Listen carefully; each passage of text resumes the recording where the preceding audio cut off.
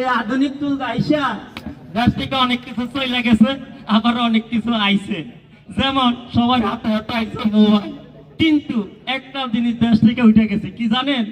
লজ্জা। লজ্জা জিনিসটা দেশ থেকে উঠে গেছে। আজকাল পোলায় বাপের সামনে কই বিয়া করবো, ওই যে ইমরান না বাপের সামনে দেখো আমি বিয়া করবো। সি সি সি সি, আমাদের সময় এরকম ছিল না।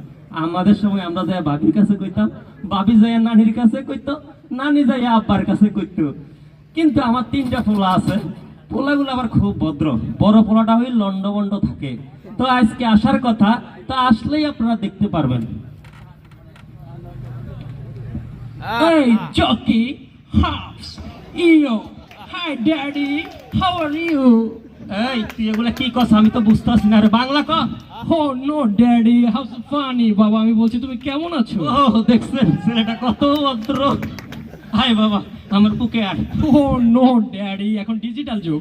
এটা হবে এভাবে, এভাবে আর এভাবে। ইয়ো। বুঝতে পারছি।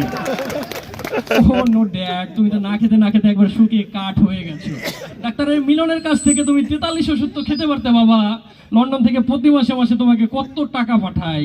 ও বাবা তুমি ও নিয়ে চিন্তা করো না, বাবার বয়স হয়েছে না, সব ঠিক হয়ে যাইব।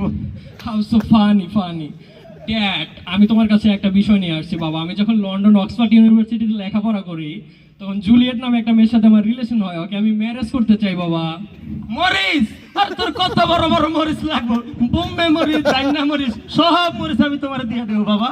Oh my God, how so funny বাবা। মরিস না বাবা, ম্যারেজ মানে আমি ওকে বিয়ে করতে চাই বাবা। উফ। হাই গেছে আমার পোলা, এটা গেছে। এতক্ষণ আমি কার সুনাম করতেছি আপনাদের সামনে? এই তোরে কি আমি এই শিখাইছি, এই শিক্ষা দিছি? বাবা তুমি রাজি থাকো তো ভালো, না হলে ওকে আমি লাভ ম্যারেজ করে নেবো, তখন তুমি রাজি থেকো বাবা।